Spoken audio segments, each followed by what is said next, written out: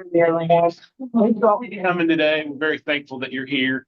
We're thankful that you're here for this entire conference because just like our thing here, we're helping strengthen our relative caregiver families. So we're going to share that with you today. And I think one of the first things I want to start off with before I even introduce myself is just to see who I'm talking to. How many of you have heard of the relative caregiver program before today? Okay, I see a few no's and most of you are yeses, so that's a good thing. It is a program that is available throughout the state of Tennessee. So as we're talking about this, I just want you to keep that in mind. I just happen to be the representative to speak today, along with my colleague Hope here, for the Northeast region. So we serve those counties up in the Northeast, and we'll talk about those here in just a moment. So again, I just want to say welcome on behalf of the University of Tennessee SWORPS program. Let me say that I'm grateful to get to share all the great things that we're doing here in the Northeast region. My name is Dusty Cantrell. I am the program manager for the Northeast region, and I've served in that role for 12 years total, but 3 years here at the University of Tennessee. So Grant was placed elsewhere before that, and so we were with them for a series of years before that. So I also have my esteemed colleague, Hope Bright, here with me today. Her name is actually Hope Bright. Is that not a great name, by the way? She is a bright hope for all of the families that she served in Northeast Tennessee. She's absolutely fantastic. So she's my lead coach up there. So she really keeps things kind of organized and in order. She's the mom to our group, including myself at times, because she keeps everything right on track for us. So she's fantastic. And because I'm the oldest, I figured he was going to say that. It's a race between us. Just as a side note, there won't be a test on this later. Hope and I both graduated from East Tennessee State the same semester, right? Same semester as each other. So, yeah, so we graduated from ETSU at the same time. We're both from the same area. Yeah, we had a friend there in the group that day. His name was Kenny Chesney. So he was one of the people that graduated that day. So, pretty cool. But what I will say is that Hope is someone who is with the families every day. And I think that's very important to know because she's connected to the caregivers. She knows all of those families. She also knows all the resources in the area and is just a fantastic wealth of knowledge. And that serves our families very well. It's an important piece of being able to connect not only to the caregivers, but to the community and making sure that they understand, what it is that we're doing and how we can be a service to them and they can be a service to us. So again, the first thing I want to share is that this is not only just an opportunity for me to share information. If you all have questions that come up throughout the thing, you're welcome to ask questions along the way. We also will leave some time at the end to ask any big picture type questions or anything like that you might have. So feel free to raise your hand if you want to ask a question. I'll try to make sure to watch my group here and try to answer those for you. Or you can, again, wait till the end and we'll have some time for that as well. I hope, is there anything you want to say before we get going? I'll give you a chance to do that. Anything you want to share? Well, I feel fortunate to be able to be here today. I'm thankful that I was asked to help participate in this. Good to meet all these new faces and to see some that I haven't seen in years that we started with. Wonderful. Coming into my 10th year with the Relative Caregiver Program. Seen a lot of families, seen a lot of needs, and met a lot of needs. And that's what we're going to talk about today, the processes that we go through in the Relative Caregiver Program to help meet the needs of that relative caregiver. Thank you. So again, we're here to kind of share about our program today and also to talk about how we apply best practices, because that's what we want to make sure that we're doing with all of our families in the work that we do. And as we're headed toward the future with this program, it's an exciting time to be involved in the Relative Caregiver Program, because there are a lot of things that are changing and I think changing for the better in many ways. So we look forward to kind of sharing all that great work with you and hopefully being able to just share that we're going to be a big part of that in the future for many of these families in Northeast Tennessee that are raising related children. Again, I mentioned that it is provided in every county in the state of Tennessee. There are different regions and different contract providers that provide that. So if you need to know that list, at the end of this presentation, we will share that with you and you'll be able to have the names and contacts of people that can help you kind of get that sorted. So couple things. We're a completely free program, so anyone can make a referral to us at any time. The majority of our referrals are coming from the courts or they're coming from DCS. Those cases are cases that are really a hodgepodge of cases that we work with. So they're things that everyone would experience in knowing that a relative caregiver, and I bet every one of y'all in here probably know of a relative who is raising a related child. So that's when you're thinking about that. I want you to kind of think about that person today in the back of your head, someone that is raising a child that they're taking care of. So let's talk about that. Next slide, please. So what is the program? As you can see up here, program starts with families. That's the key to us. Families we serve mean so much to us. When I first hire new team members, I talk to them about how these caregivers are heroes to us. And they truly are, because they are people that, much like I give that analogy of a firefighter, if this room caught on fire today, we'd all run toward the exit, right? That would be the smart thing to do. But see, our relative caregivers kind of run toward the fire. So when there's problems going on, they're the ones who step up, they're the ones who step in, and they're the ones that help make sure that these children do have a safe, stable home environment. So it's really important. I think it's important for those staff to know that when we approach our families, that's how we look at them, that they're heroes. And, I think it's just honorable that they do that. And anytime we're having interaction with them, that's the conversations that we want to start with them. As we say to them, and I know Hope's done this many times over the years, we say thank you right at the front end, because we're very thankful for the stuff that they're going through. I'm proud that we get to work amongst those heroes. There's nothing about being 75 years old and taking care of a 5-year-old. There's nothing easy about that. Yeah. You care for them when they're sick, care for them and getting them to school. You care for going to an IEP meeting with them, clothing them, doctor's visits, mental health visits, appointments, so many more things that go on in their life.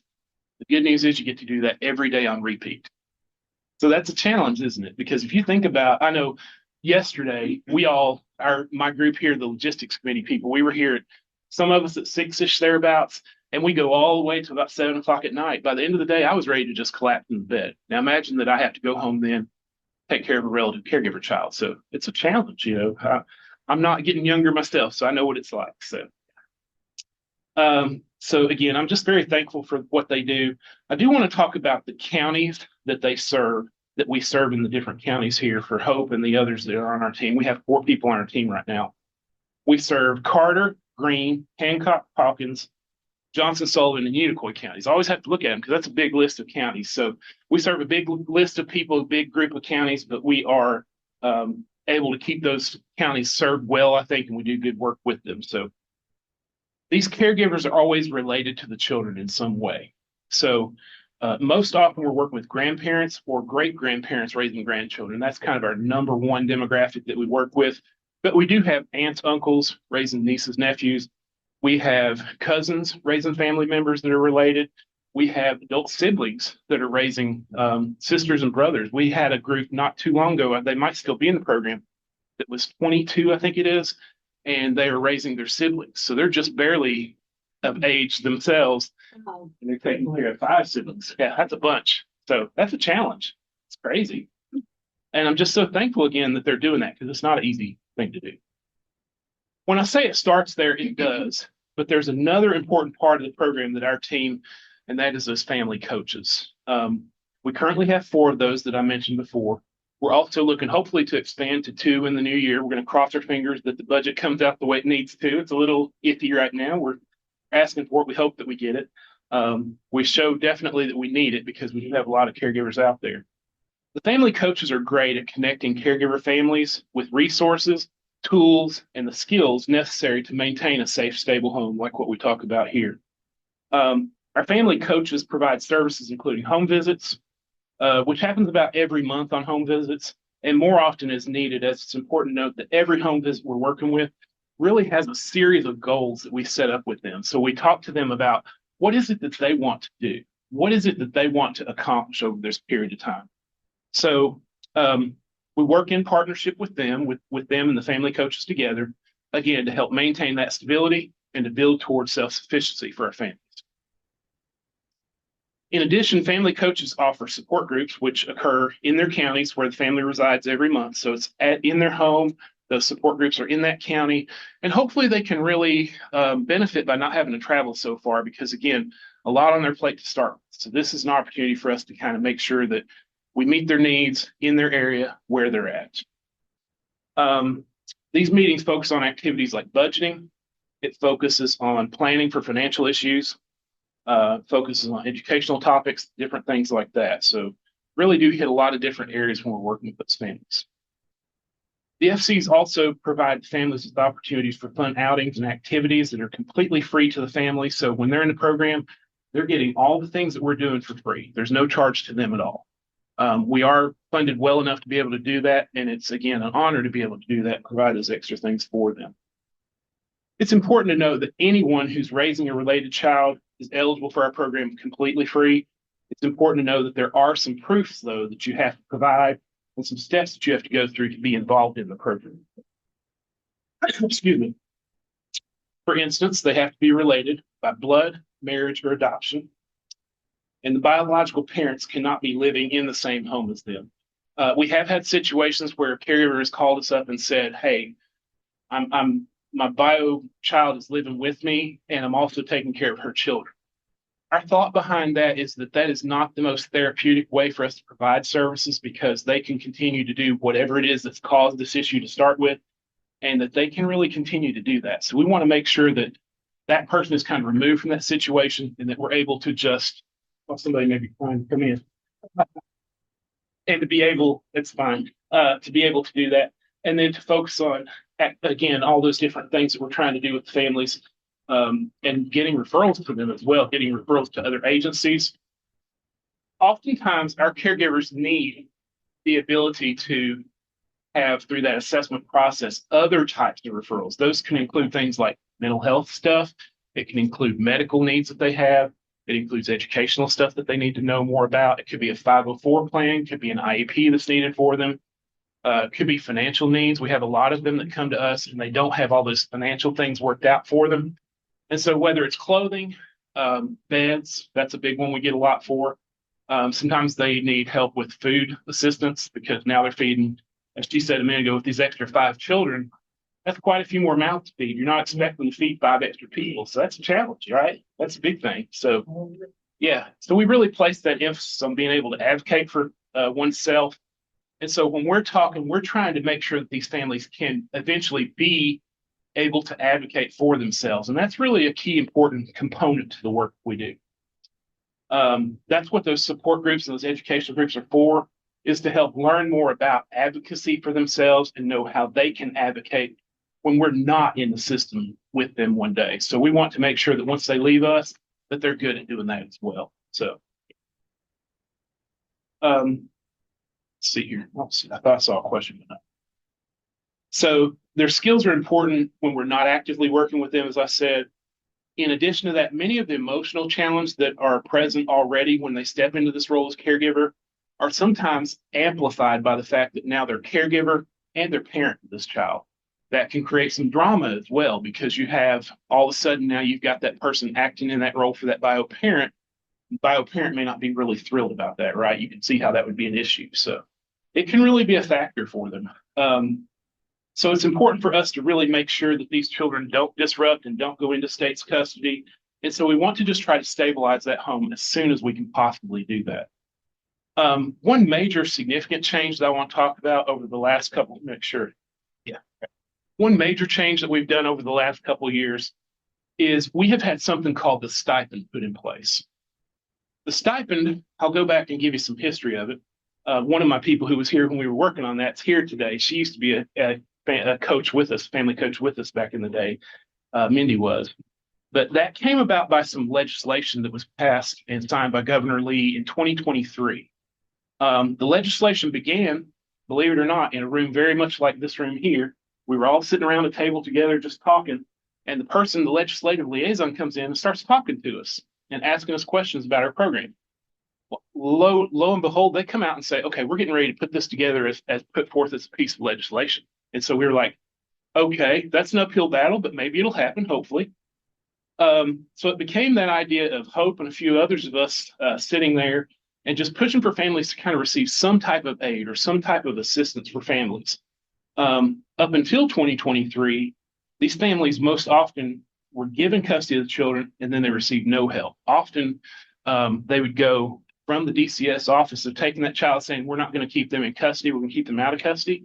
And they would say, good luck and good life. So at that point, it was on them to do every bit of that care, every bit of that service provision that they could do. So the stipend came about as a piece of that. They may, oh, question, yeah, fire away. So Yeah. in our agency we've got quite a few relative care families, and I'm still seeing a lot of our families are not receiving any stipends on those. Are you in our region or what region? I'm not. I'm in South, and so I will say that I think that varies by region quite a bit. it is. I've probably got maybe if I've got 30 families that are relative care, then maybe 5 of them are receiving the stipend. So it just varies. And so I just don't know how are they deciding who receives that. And there's a lot of grandparents. I do have a brother is raising his siblings to help out. So I'm doing that across the board as well. But I'm just trying to figure out who makes that decision on who gets that funding, who doesn't get the funding. Do they go back and decide, let me go back and give that money to someone that is not receiving it? Yeah, no, it really shouldn't be related to that at all. It really comes down to the fact of, I think, a couple things. One, I think the family coaches need to know that that's available to them, every single family, and not just be more selective with that. I think it's really important that we try to get the word out that it's available. So getting the word out is number one. I think number two also is that advocacy piece that I talked about earlier. It's important for them to be able to advocate back to them, hey, I'm struggling financially. And yeah, we could keep doing financial assistance and things like that for the family, but this stipend sets you up in every month this money's coming, it's kind of calculated, it's metered out every month, that amount's coming for you. So it's helpful. I think it's really important that those conversations start with that coach and that person that's in charge of that case, and just saying, are we eligible, and how do we, what's our next step? So they should have all that info and ability to do that for you. Yeah. So there's a guideline on that as well. There are some guidelines to it, but they're very similar. What we found is they tried to marry the legislation with the original intent and purpose of the relative caregiver program. So, Hope, would you like to speak to a couple of the changes pieces that are in there? I would. To be a part of the relative caregiver program in general. So the requirements for that are you need to have power of attorney or guardianship or a custody order, permanent or temporary. Right? You have to have one of those things. Then you have to have all their documents, Social Security, insurance, birth certificate, all of the normal stuff that everybody asks for, right? So to be a part of the stipend, it's all of that first part, except you cannot just have power of attorney or guardianship. To receive the stipend, you have to have a court document of custody by a juvenile court, signed and stamped by a judge. It doesn't have to be a final order, but it does have to be an order. They changed that in the So legislation. you can be in the program on any of those things, guardianship, power of attorney, but to receive that stipend, it has to be a juvenile court custody document. So not temporary. It can be temporary. And As long as it says juvenile court at the top, whatever county they're in, of course, it's signed. It has to be signed and to have that stamp on it. If they don't have all those documents, supporting documentation, you'll help them get those. We Like- guide them is in our referrals as they're a referral to us, but they can't come into the program till they have those Oh, things. they don't. But we can help them in that referral process. Here's where you need to go. Here's who you need to talk to. Here's what you need. one way we can help with that is we can bring them into the program, into the regular part of the relative caregiver program. Ideally, though, we prefer to have all that documentation done because that's going to make very smooth path.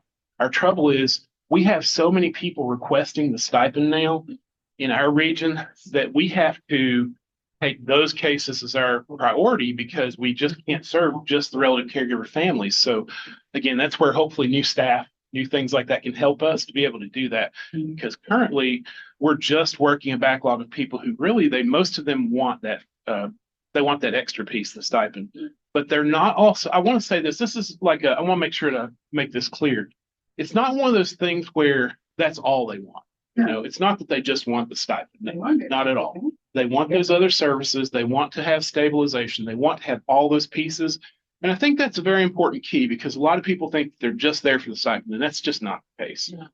It's not enough money to make them wealthier, to make them richer. We'll talk about numbers of that in just a minute, but yeah, If you're getting 5 kids, they need this. they absolutely. Like you can barely Yeah. survive in today's economy Well, where you're a single person. yeah. And that's, you know. And what it took us from, you're exactly right, Mindy, and what it took us from is we had families that were just we were helping them, they would stabilize. They would get unstable, we'd help them, and they'd stabilize. This is across the board every month. I know that there's money coming in for us, and we know that those kids will be taken care of. We've seen, I'll let Hope speak to that much more. I don't want to take your thunder on that area, but she'll share with you some of the things that have happened there in a few minutes. So yeah, it is important though. With that extra respect. Yeah, I saw another question too in the back. I'll come to you, Sissy, 1 second. You are on, I'll get you next. cash assistance. If I get the stipend, does it offset? Yeah, it's a great question. It does actually. There are some, I don't know if y'all are aware of that or not, but if you are receiving several different things, Social Security in particular, AFDC services, it can affect all of that stuff. So it is counted as income, and that's important detail to know because, again, families may have not had to file income taxes in the past sometimes because they are either on a fixed income or there's some scenarios where they just don't have to do that. Now, all of a sudden, they're getting a 1099 at the end of the year. And so it is showing that as real income. Now, does it take them over the limit? Generally speaking, not. But in some cases, yes, it will. So they do need to know that there could be income tax outcomes, income tax effects based on that. That's a very good question. And in the back, I had a question. Yeah. I was just gonna ask what you're seeing as far as the length of time from when someone applies for the stipend before you all are seeing families receive it. So I'm in Knox County. Yeah. And we've had several families apply in like October, and we still don't have any word about where they are in that process. Speaking of the 5 kids, I have a grandma that has 5 kids. And she works in our detention facility at the jail. And so she makes $96 too much to get food stamps. But she's a family of 6. And so I just was curious about what timeline you all were seeing for how long that would take. First, I want to say it varies by region. That's the biggest thing I would say to you because Knox County does have obviously a larger population, everything that you would think of in a larger area like that. Second thing I would say about that is this. Every one of us do have a wait list at this point. Now, that doesn't mean that they can't get in the program. It just means that it delays that ability to get in the program. So what we try to do is we try to work that wait list as fast as we can. Leanne, who's actually here today, she's one of the people that handles our wait list for us. As a matter of fact, so I'm glad that she came into this meeting because it is good for her to hear kind of what she's hearing in other places as well, because I know she hears it. Have people from October to Yeah. the last week. Yeah. So That's not uncommon. yeah. Okay. So for us, it's I think about 6 months-ish, I'll call it. When I talk to them, let's just say transparency, Mhm. we have a long wait list. I may not be able to talk to you again until June or July. We let them know that. That's the big thing is they want to just be kept in contact, And so she will give a call back, or the caregiver or the family coach rather will give them a call back and just check in with them, on a regular basis and say, they've got you on the list. You're the 3rd case down or 4th case down or whatever you are to be able to get you into the program. So it is something that we're struggling with statewide. The statewide powers that be, they know that. So again, that's why we are looking to try to expand our side of the program. And it's a tough year to do that, quite frankly. But at the same time, we know that it's needed. So it's a program we just can't. Yeah. And Hope would like to address some of that too. So, yeah. So I think maybe part of what you were saying is they signed up for the stipend, but they not received it. Yeah. All right. So initially what we're speaking about That's- is our referral just to come into the program, which is Yeah. Yeah. a 6-month-ish time frame. Yeah. But we as family coaches do that stipend contract with the family in their home. It is signed, dated. At that point, we send to our program manager, your director, your supervisor, whoever it is for you in your region. He uploads it to the state database, TFAX. And at that point, it's out of our control. It's all in Nashville with suppliers set up. What their wait list is, who knows? So It's there long. is that wait list, or not wait list, So- wait. Yeah. Yes, Yeah. and Be close. of course, we always have used them, we first started this in 2023. But as of October 10th of last year, the guideline changed. And so it kind of cut us off from being the mediator, being the advocate for that family. We do that stopping, he enters it, That's it. and that's it for us. It's them. Before, we could follow up with Nashville. We followed up with Spike. Have you got that? Is there anything else we need? Well, we're out of the picture now as of last October 10th. So we get it turned in, and all we can say to the family is, hopefully, you'll get it soon. The state knows this is a problem. They do. They do. They're aware. The supplier set up in Nashville covers every payment for the state. So it's not just relative caregiver program stipend payments. They're covering foster care payments, kinship board payments. They're covering everything. And bless so hard for some of the people, they don't even know exactly what it is. Cause you Yeah, know, like you're right. some of the ones I deal with, like when they come in and I'm asking them, are you a foster, family, to child and foster? And they don't even know. They just says, well, I've got my grandchild. I'm like, okay, well, I'm trying to find out exactly, how to, put the child in our system. And they're like, I don't know. And so then I'm like, oh, okay. So then you call and you have to find out, and then like, okay, well, do you get a stipend? I don't know. I get this payment for some clothes. I'm like, oh, okay. Well, that's helpful. I'm like, okay. But then they don't have a clue. They say, I get this check. It just comes in. And so I'm like, well, there you go. I want that. I think it's just a lot because it's not in one person's hand. It's crossing lines. And so therefore it's just very not cut and dry for them.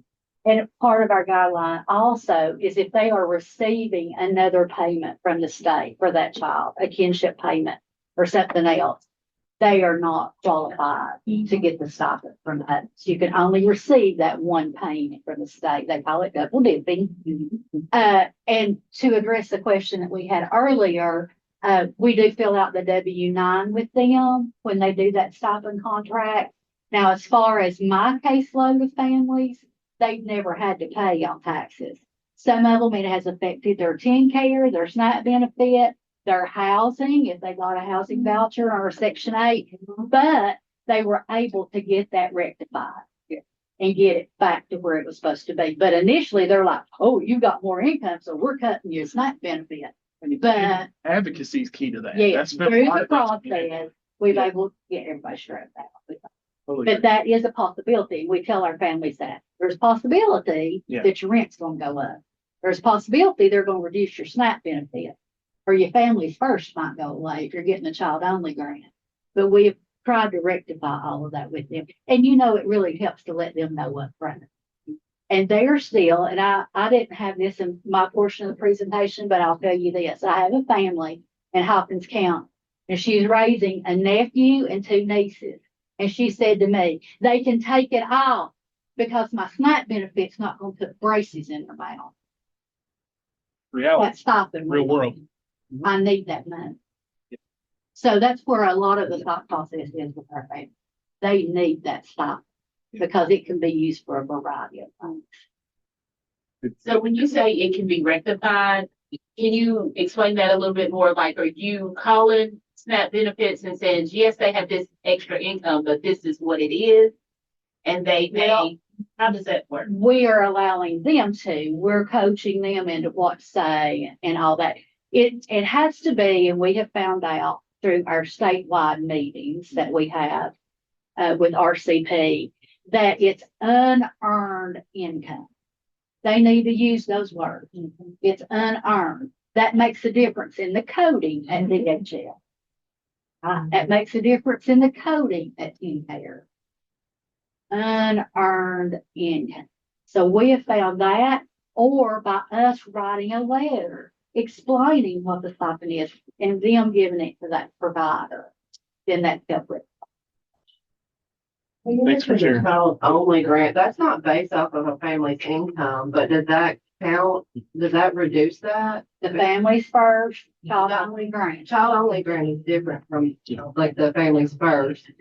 And so that's why it doesn't It affect, is. I'm trying to tell people to go So both.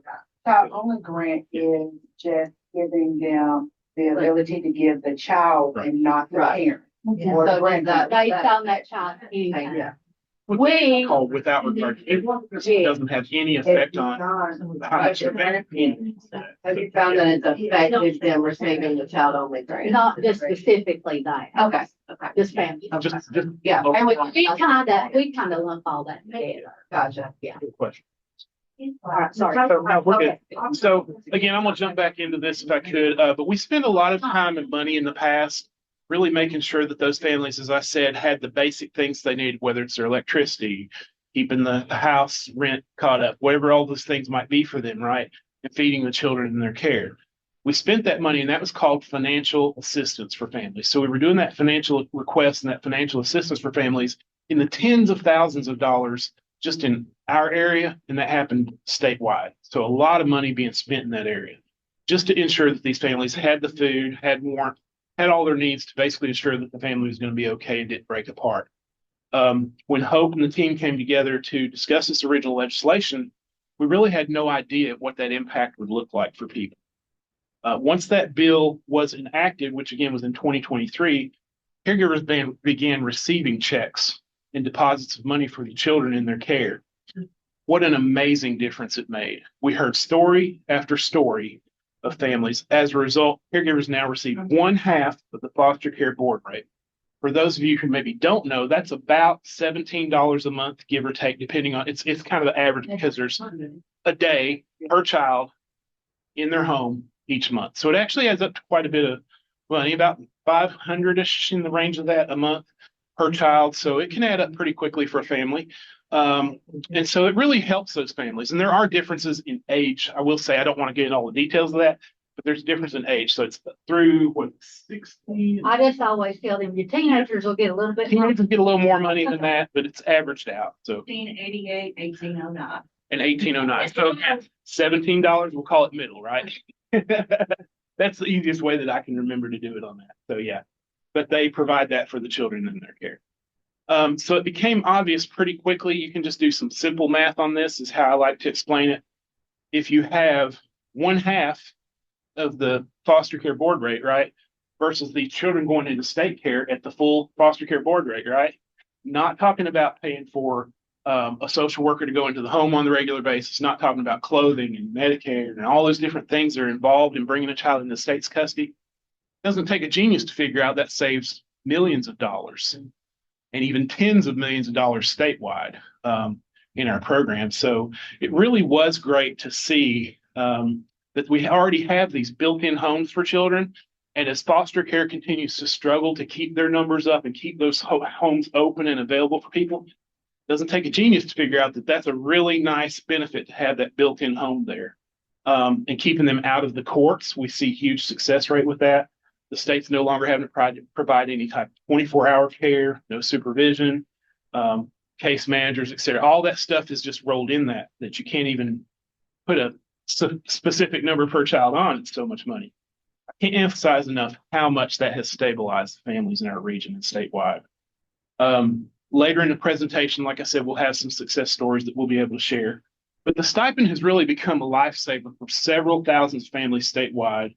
And it has helped alleviate the need for foster care homes for some children, as well as making these relative caregiver homes work at a much less and much less cost and much more beneficial placement for the children. Just the fact that they're in with family that they know is a huge piece of that. So next slide. I told you to be slow on slides.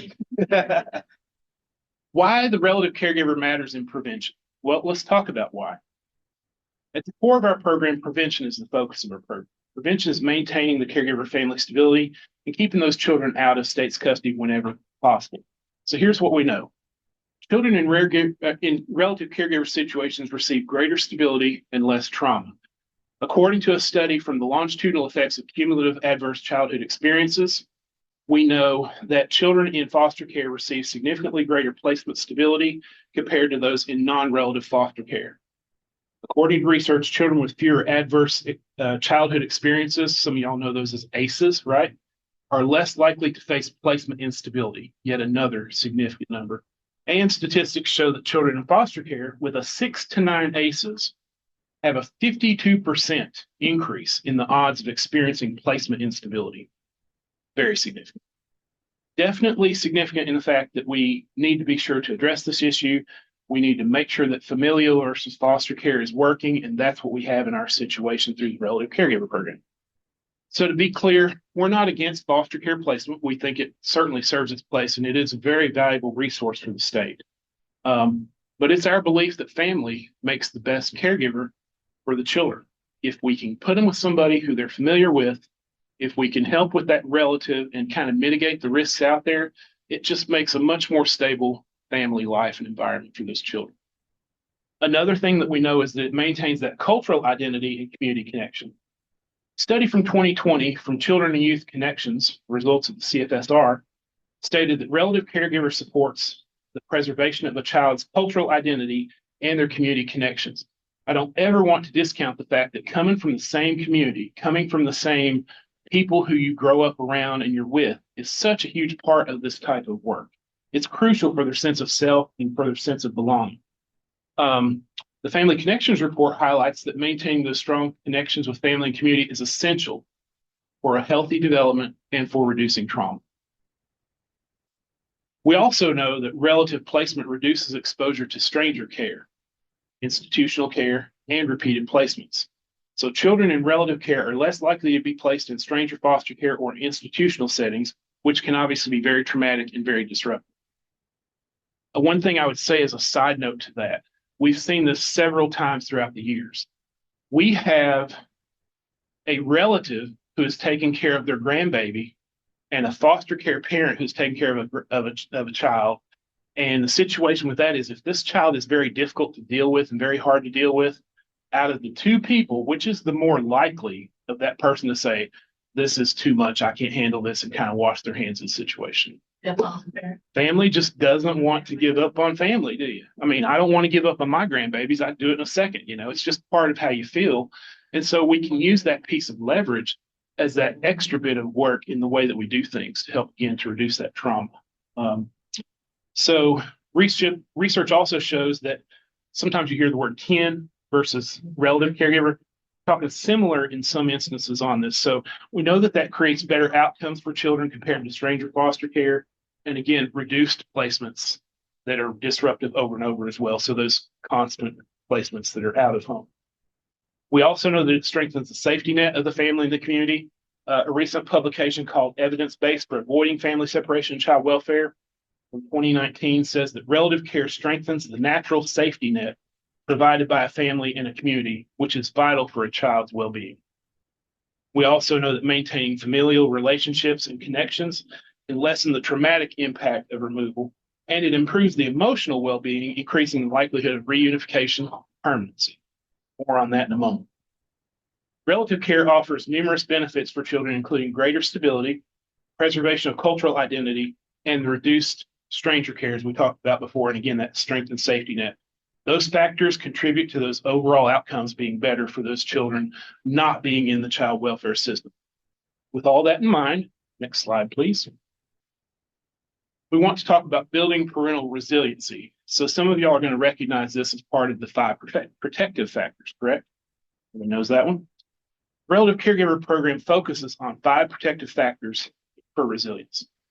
We think parental resilience, which these include emotional supports, trauma-informed coaching, stress reduction, self-care tools, concrete supports. Those are things that the family needs. So things like maintaining family stability. Again, I talked earlier about beds, clothing, food, rent, utilities, transportation needs, stipend, all that different piece goes into that part.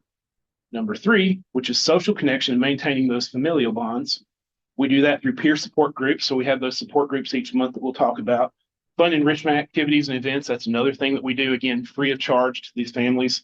And our system of advisory councils. So we have a quarterly advisory council that meets and allows stakeholders and the caregiver to be able to share directions and outcomes of the program as a whole. So they can share with us what's going good, we need to work on and get better at. It's really a great opportunity to learn more about what we do well and what we can improve upon. Number 4, parenting knowledge and financial coaching. We know that skills building to strengthen resilience is very important. We know that systems navigation is important, so knowing how to manage the school, the healthcare system, the legal system, all the benefits in the system. You heard some questions about that earlier. That was a big one. So those are things that are, lastly, the children's social emotional incompetence. We want to discuss how the relative caregiver uses these factors to further focus on the caregiver's needs. In the relative caregiver program, we've developed a curriculum designed to address these in a more substantial way that addresses most or all the needs of caregivers and the children in their care. We call it the CBCC. CBCC stands for Competency-Based Coaching Curriculum. Every RCP family in Northeast Tennessee RCP has some interaction with this curriculum.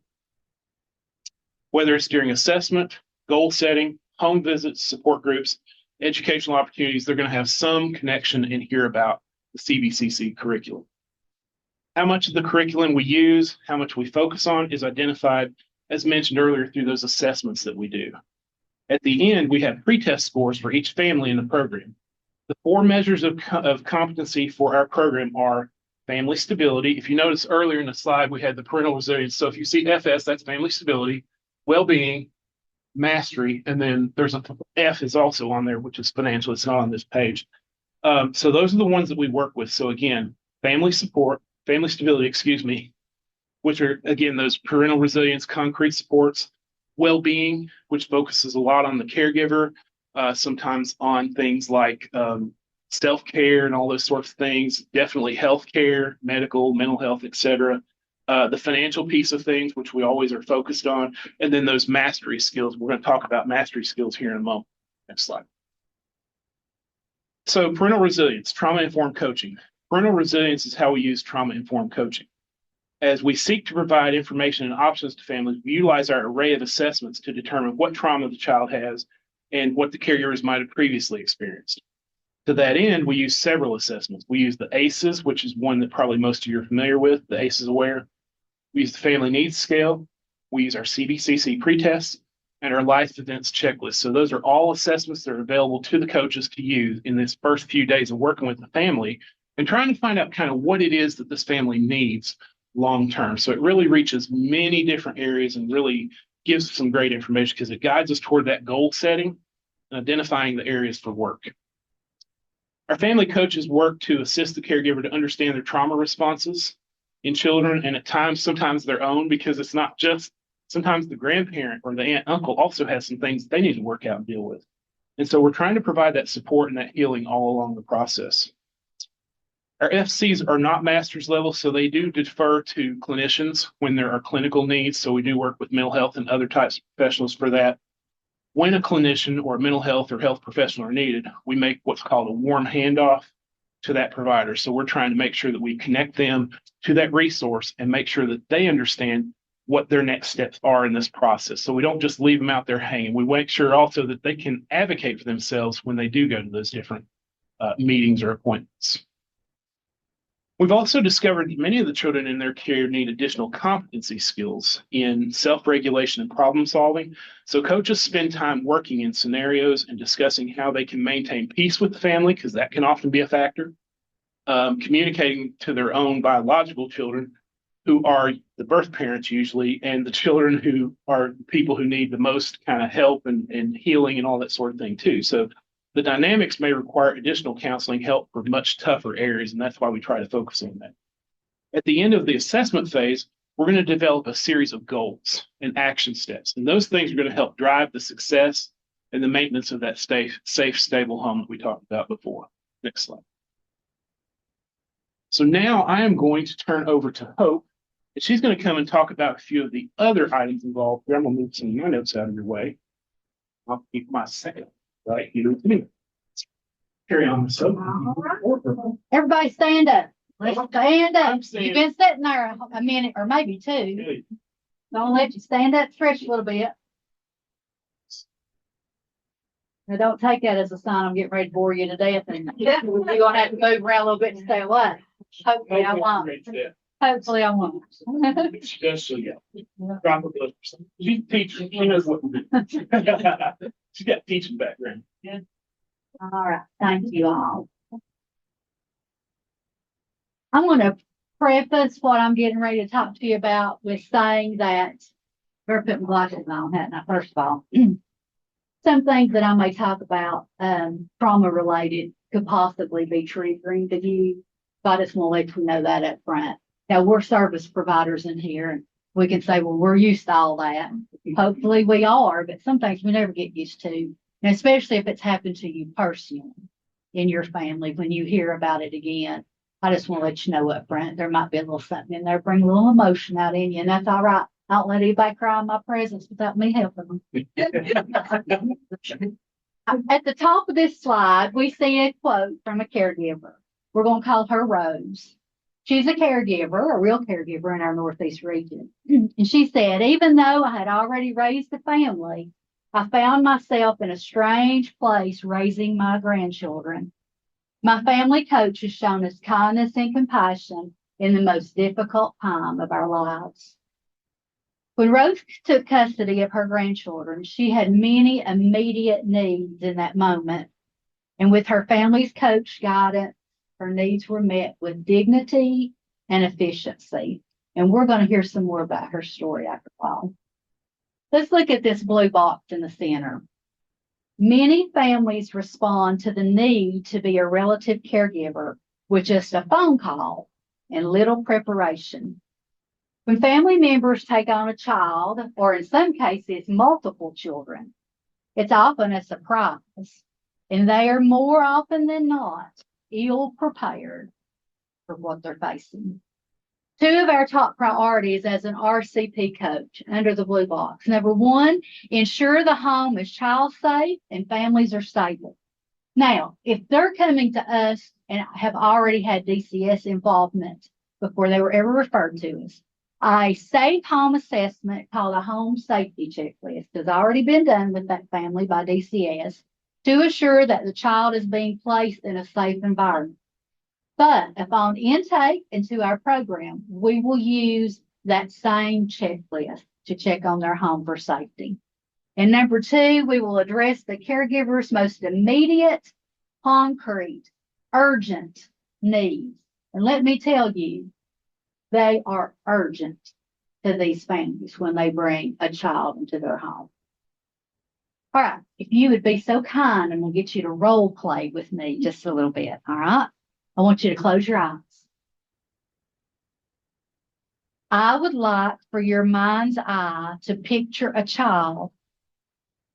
This child can be an infant all the way up to a teenager. This child must be a child that you're related to, but it cannot be your biological child. Maybe you're picturing the face of your grandchild or your great-grandchild. Maybe it's your niece or nephew, your cousin, or maybe it's your younger brother or sister. Maybe they're not even a child any longer. They've grown up, but you're still picturing that sweet little face from when they were younger. Now open your eyes. Let me ask you, why did you picture the child that you did? It's because you care about that baby. You have compassion for them. You would never want anything negative to happen to them. You've got mercy, grace, and love for that child. You have an attachment to that child. They hold a significant place in your heart. The heart, the center of your being, it provides us with everything we need to function and to have stability. I have one of these hearts for you today. Yes, you'll hand those out. Now, this is yours to keep. We're going to talk about it a little bit when you get it. Thank you. Thank you.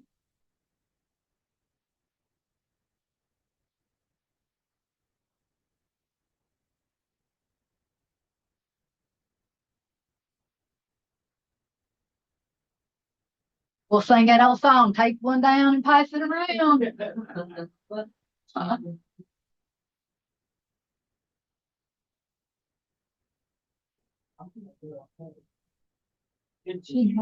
Yeah, she can have one as well as if you get one. All right, raise your hand if you have a heart in more ways than one, right? All right, everybody got one. All right, I want you to keep that in your hand, if you will. I want you to look at it. This heart says Relative Caregiver Program. That's because we have a heart for you. You're our providers. You're our community partners.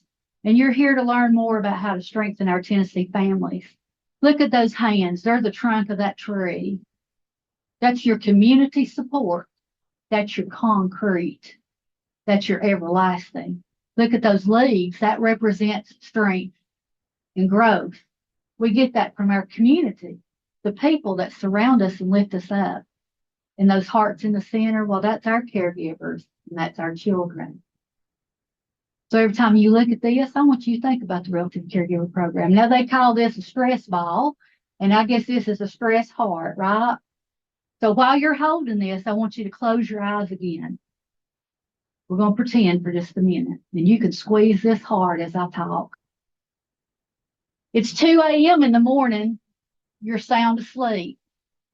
Your phone rings. You sleepily answer. And on the other end of that line is a DCS worker, Child Protective Services, or maybe it's the police. They're asking you to identify yourself. They're telling you a narrative that seems so foggy and foreign that you can barely comprehend what they're saying.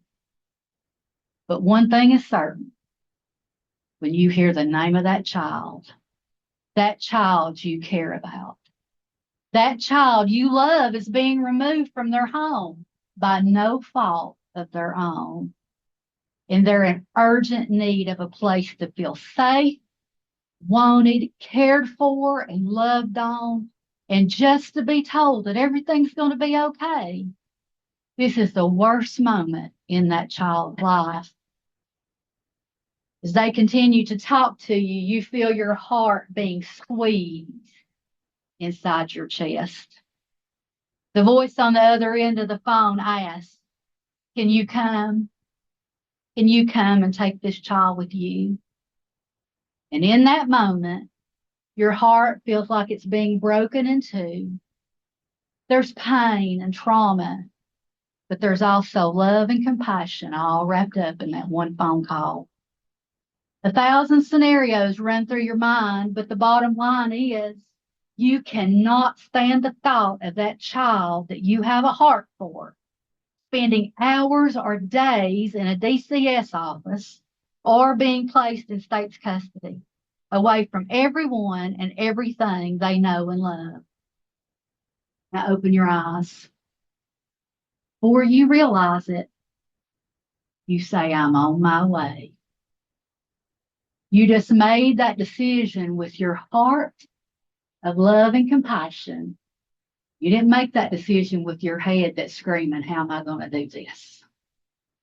Some of you all may have been in that same situation before, on any end of that spectrum. Okay? When you eventually reach that child, you're overwhelmed with emotion. You get them in your car and you bring them back to your house, and sometimes they only have the clothes on their back.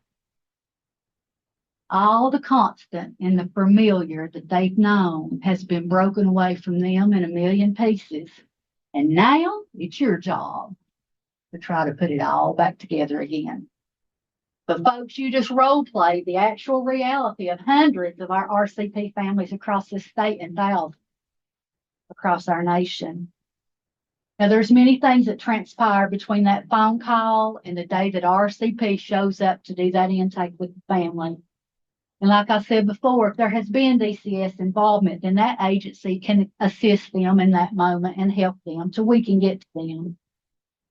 But once the family's completed that intake process with us, we can begin advocating at that time.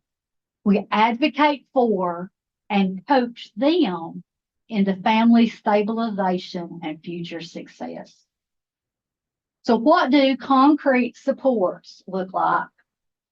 Well, I like to think about the word concrete. Concrete is strong and it's stable. This building has concrete pillars that holds up the multi-levels here, right? Just like a family. They have multiple levels of complexity that needs sometimes come out the roof, and they need stabilization. Research shows that a family who has had access to concrete community supports during times of need are able to manage their day-to-day challenges, and they can handle their crisis situations. So concrete community supports are social services that provide basic resources such as food, water, shelter, housing, safety, health care, mental health care. They can also include child care, substance abuse treatment, employment assistance, transportation, and financial literacy. So looking back at the bottom of the slide, RCP will address the most immediate concrete needs. So let's talk about immediate needs. We complete a family needs scale with them at intake. And with that form and all the conversation that surrounds it, we're able to pinpoint the most immediate needs for them and prioritize them. We make referrals, identify local resources with the family, and if there's not an agency or resource available to meet their need, at that point, we write a financial request for that family. That's called startup assistance. And then I'm sorry. Slider. No, Still here. no, but we're still here. We're on this for a long time. Okay. So that's called startup assistance, that financial request, and it has to be approved, of course. And then we can shop with that family to purchase their needs that they have immediately. These needs range from a bed frame, a mattress, or bedding. Many times children come to a relative and they don't have a permanent place to sleep there. Baby beds, strollers, other household furniture like chest of drawers, put their clothes in and their belongings. We buy clothing, shoes, undergarments, sleepwear, groceries. That's a biggie. Diapers and wipes, toiletries, cleaning products. Sometimes they need affordable housing. Maybe they're living in a one-bedroom apartment and they just took 4. Sometimes they need safer housing. Maybe where they live is suitable for an adult to live there, but it's really not suitable for children. We got to help them with that. Utility bills. Sometimes they just need help paying their light bill. Sometimes they need help with their rent.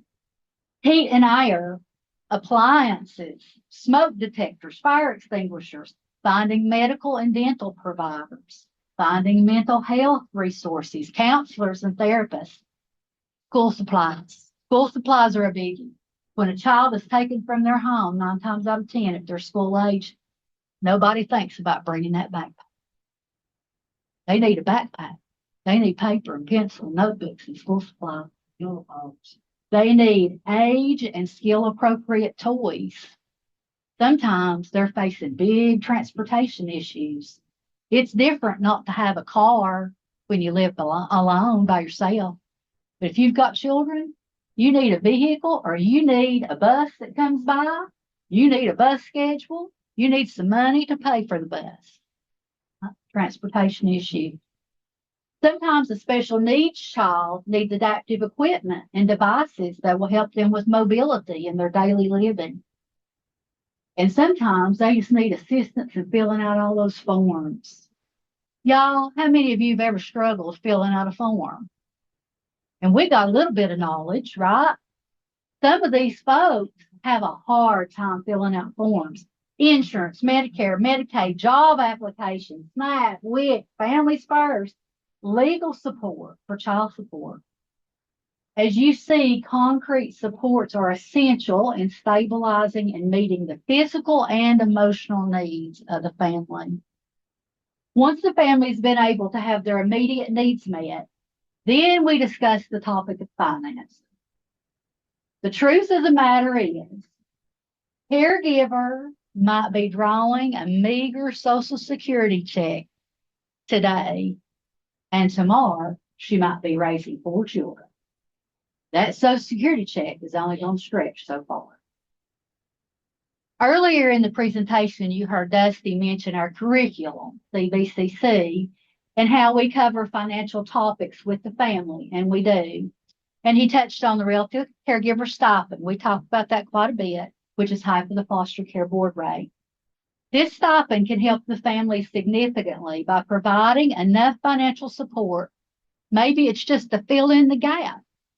Maybe they need to save it for an emergency. Maybe they need it to get caught up on past due bills. Maybe it helps pay for extracurricular activities for the children. Maybe it meets transportation needs, pays for gas, covers the cost of childcare, and on and on and on. Overall, the stipend helps cover essential expenses and provides financial stability and reduces financial stress. How many of y'all have ever been under financial stress? I'm going to raise both my hands. And if you didn't raise your hand, you're lying. You are lying. You working in social service field, honey, you been in some financial stress, okay? So it reduces that, and that's going to improve the overall well-being of that caregiver and that child. Everybody in that family benefits. I'm going to share with you in some of the ways that our RCP stipend families have used that stipend. And this is their words, okay? Quotes from them. We started receiving the stipend for 3 grandkids in April of 2030. We've saved up enough money to put a down payment on a mobile home and a little piece of land. We close next week. This is the first property, and this grandmother, a single grandmother that took 3 grandchildren, is almost 80 years old. First property she's ever owned in her life. The stipend helped do that. Well, my nephew and 2 nieces wanted to be in the high school band. I used the stipend to pay for all their instruments, their uniforms, their trips, their competitions, and music lessons. It's so expensive for 3 kids to be in the band. We could have never afforded for them to have this opportunity without that stipend. My great-grandson has to see a doctor at Vanderbilt every other month. It's almost 600 miles round trip from the house down there. We use the stipend for the upkeep on my vehicle and to buy gas for that trip. We also use it to pay for a hotel room for one night because I'm not able to drive down there and back one day. Well, I can't read and write too good, but I want my grandkids to do better. I want them to go to college. So I'm putting every penny of that stipend in savings because I'm going to give them something better than what I have. Me and my wife took custody of these grandboys when they were babies. She got sick and died right after that. It's been hard, but I do my best to be a daddy and a mommy to them. Now that they're older, I work 6 days a week, but I still was having a hard time making ends meet. When we started getting that stipend last year, I was able to get caught up on some bills that I got behind on. And now I feel like I can go to the grocery store and I can buy healthy food so they can quit eating all that junk they were eating. And you know how those boys are growing. And with that stipend, I don't have to worry so much anymore about buying clothes that fit them. Well, we saved up the money and bought a car. It's used to everybody else, but it's new to us. Now, this is me talking, not my family. I had a family this past week, and I shared this at our quarterly advisory board after it was over with, I think. Everybody, some of the folks had gone, everybody didn't hear it, but they were on spring break this past week from school, and the caregiver is an aunt and an uncle. They've saved up stipend money over the past few months for the 3 children that they took custody of, a nephew, 2 nieces. They want to take them on a trip for spring break. And to some of us, going on somewhere on spring break, that's no big deal. Run to the Smokies or run to the beach or wherever. It's a big deal for this family. You see, the 3 that they took custody of, they'd never been anywhere. Literally, no destination, nowhere. And they'd also never been inside of a restaurant, ever. Can you imagine that? These children were 6, 8, and 13 years old. And all they had ever known living with their biological mother and others was trauma. She never done anything, never took them anywhere. Every now and then they got to go to school, but most times they were running from the law. And they didn't even get to go to school. They and Uncle both worked, but they took vacation days. So they wanted to be present, do something with those children while they were off from school. They had their little family meeting and they asked the kids, what do y'all want to do for spring break? Now, can you imagine asking 3 kids that never been in a restaurant what they want to do? Well, the 6-year-old said, I want to go see the man in the big chair. Well, they looked at each other and felt a little bit puzzled by that. They didn't know what he meant. They said, what are you talking about? He jumped up and he ran to the bookshelf. And he came back and he brought back one of his favorite books, Monuments of Washington, D.C. Oh. He wanted to see the Lincoln Memorial. You know, the man in the big chair. Huh? So planning began. They rented a van because their car, they were afraid it wouldn't make it there and back. They made online ticket reservations for all the monuments, and they secured hotel accommodations 3 nights. They made it to Washington last week. She sent me a text. Miss Hope, we're driving down Pennsylvania Avenue. I wish you could see their faces. They're glued to the window. They are in awe. They slept in a hotel. First time ever. They ate at restaurants. And yes, they saw the man in the big chair. It's a trip of history and education for us. It is a trip of a lifetime for those children. And that was made possible by that relative caregiver stipend. And the family with a heart of love for children that they did not give birth to. You see, that monthly stipend is more than just giving that family some money. It's changing their life $1 at a time. Next slide. About time. Social connections, maintaining familial bonds, nurturing healthy support. Social support proves to be so important for the caregivers and the child's physical and mental health. We place an emphasis on reducing isolation and building a community for those children and caregivers. Social support includes, and if you'll think about this, relative caregivers are not the only people that need it. We need it too. Emotional support. Listening, providing comfort, security, encouragement, and empathy during a time of stress. We've needed that before. Informational support, providing advice and guidance. Esteem support, increasing the person's sense of competence. Most of these caregivers have already raised a family. This is not their first go around. They have a lot of strengths, a lot of competence in a lot of areas, and they just have to be reminded of that. Belonging in a social community, being valued for who they are, and the tangible instrumental support, which was that concrete assistance that we just covered. Some examples of how RCP nurtures healthy support with our families are by offering, and Dusty touched on this, monthly support groups. Each county provides a monthly support group with a meal.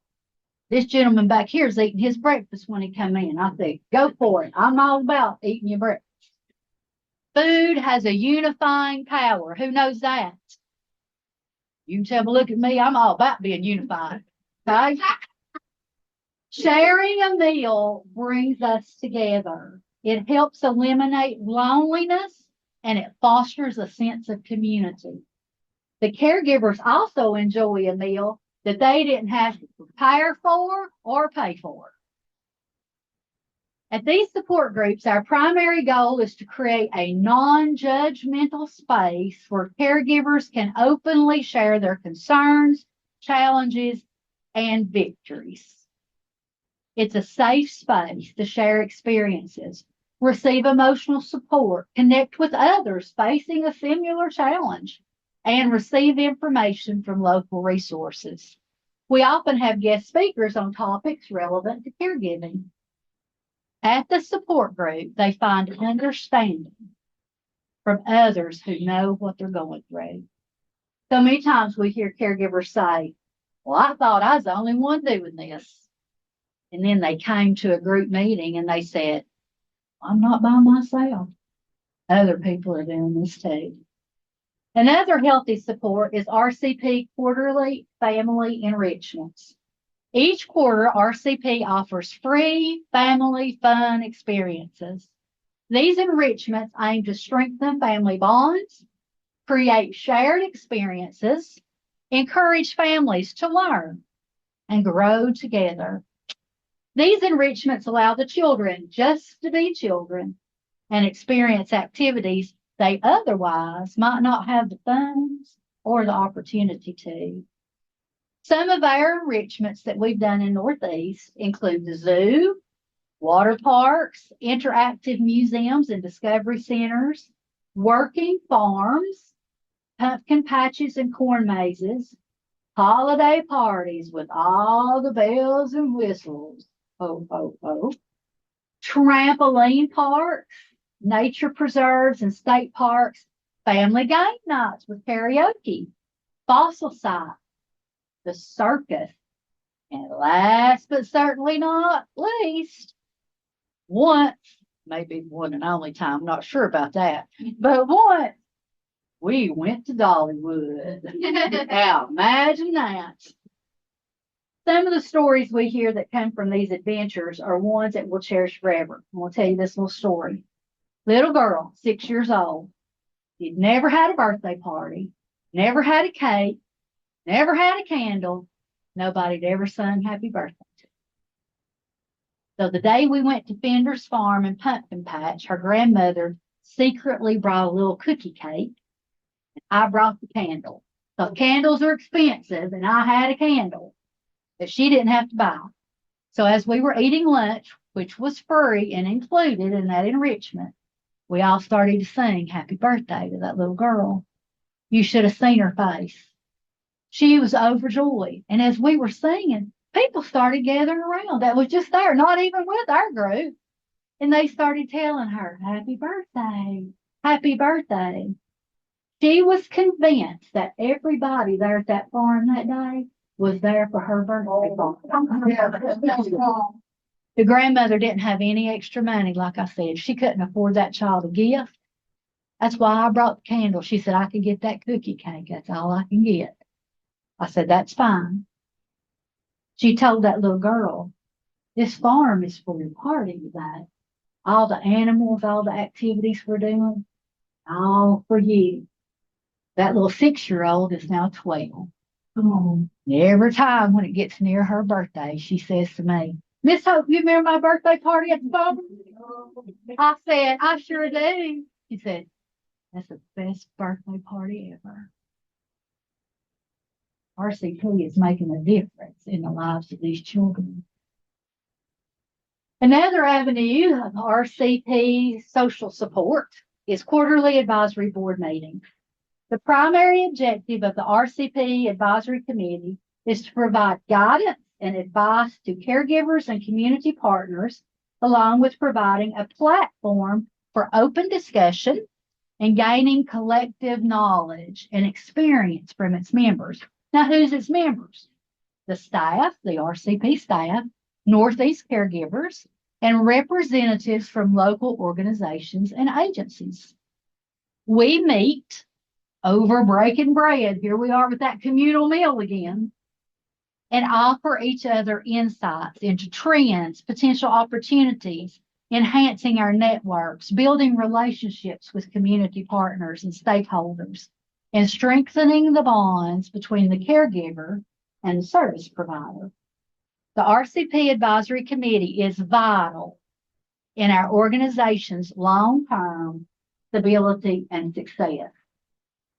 And a new guideline for it just came down the pipe that it's no longer mandated. We don't have to, but we feel it's vital to continue those. Next slide. Parenting knowledge, fostering family growth. The relative caregiver's own family wisdom and experience are at the center of our service delivery. So how do we foster family growth? Well, no better way to do it than by allowing that family to guide their own process. We've discussed support groups, educational topics. We're going to focus some on advocacy. All these pieces work together and are essential in the family's growth. But no matter how we guide them as their family coach, it's crucial to their success to build off of their own strengths and their knowledge. We will build off of their lived experience. We work alongside them to formulate a service plan that is led by and directed by them. We focus on coaching the caregiver into empowerment, being able to use that service plan that they composed with us to achieve outcomes of success that we can measure and we can track. The lived experience of that family is their firsthand knowledge. They know their family better than I do. Now, working with them for a number of years, I get to know a whole lot. Some things they don't even want to know. Right? They know their family better than I do. They've established their traditions, their values, and now we are teaching them to have a voice, to advocate for their family. And in doing so, they will reach and surpass their goals. Each time I visit a home, I'm really humbled. As a coach, I'm reminded that I must always show respect and honor to that family. These families don't have to be a part of the relative caregiver trust. We are not a court-mandated program. They don't have to allow me entrance into their most sacred space, but they do. And they learn to trust me. And in many instances, that takes time. They share their personal stories and experiences, and I do my best to show them empathy and compassion and help them navigate these uncharted waters. We reflect on everything they've been through in the past. We look forward to what's going to happen for them in the future. And we all become self-aware together. In the Northeast region, we're mountain people, Appalachian mountain people. We exhibit unique cultural traits that have been shaped through the generations. But each region in our state, wherever it is that you live, you clutch your own uniqueness. And we hold fast to the traditions and beliefs of our cultural values. These relative caregiver families have experienced their fair share of trauma. They're resilient people. Just like that child that you care about, the one you pictured in your mind, you'd make a way for them too if you had to, wouldn't you? The path to success looks a little different for every RCP family, but whatever it takes is always their motto. And I'm thankful that RCP can give them a roadmap, a path to a brighter tomorrow. It indeed takes a village. And as their coach, I'm glad to be part of their village. I can help them improve their well-being. I can enhance their coping skills and navigate challenging situations. And I'm fortunate enough to get a front row seat to watch all their amazing transformations. And that's a little bit about the relative caregiving program. Go to the last slide. Next one or the last one? Last one, please. Oh, we have a- We're out of time. We're gonna go, promise. Let me get through this last little step. Last thing I want to tell you, I don't know about this picture, it's a little suspect. You got Santa in the picture there. But here are our Northeast Tennessee contacts. If you want to know who we are, this first number here, that's Leanne's contact number. If you call that number, that 4422, And I that have a card here with that number on it if y'all like one. RCP referral at utk.edu. You need to make the referrals. And then the two things you'll see here, this first one is our here at the university, our social work officer, Swartz here. The second one is the DCS program area. So it talks about the relative caregiver program. That's where you will find that statewide guide. So if you need to know who's in charge of the regions for the different regions throughout the state, that's where you'll find that. Lastly, you got my number here. When you call that, it's going to call that phone right there. That's my personal cell. And when you call me, you're going to call me directly.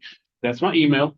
And then this is Hope Bright's contact right there. And I think that's everything. And quite honestly, I could have probably gone through 10 or 15 more minutes worth of slides with y'all, but Hope summed up what we did very eloquently, and I can't put it any better than her, to be honest with you. So I'm very thankful for what she shared there at the end of this. And again, if there's any questions that you have, we'll be glad to answer those. Otherwise, I'll free you up for the rest of the day. Any questions? Questions? Can be in this program. It's an interesting conundrum. It has gone from where we were doing 6 months to a year at the max. And then since the stipend has come in, we actually have families that could be with us 18 years potentially if they had a baby. So it's changed the dynamic significantly because they can be in this program long term. You have to do like the home visiting every month to receive the stipend. Yeah, we're required to do once a quarter to be able to make contact because we do have to see that child, make sure that child's in the home, they're doing good, all this. Be in the home once a quarter. Yeah. Okay. Usually we're seeing them somewhere. That's a once a month. It's a great question. Yeah. And of course, if you're going 18 years, maybe you don't Right. want us every single. The system will stop their stipend automatically on their At 18th 18th birthday birthday, month. that's correct. We Yeah. don't have to call. Question. Referral. Anybody can make a referral. Anybody. The family can refer themselves. Family can, and we'd like for them to refer themselves because when Leanne, for instance, takes that call, she loves to have that conversation with them because she's got a whole list of questions that she wants to know about them. So we know exactly who's a good fit for them, not only what county they're in, but what's a good fit for them, what are the things they've gone through, anything like that. So really great, really good info. Good question. Other questions? Thank you for that. Again, appreciate it. Thank you all for coming. Hope, thank you for helping today. Thank you all. Thanks for helping us. We also have the brochure Yes. about our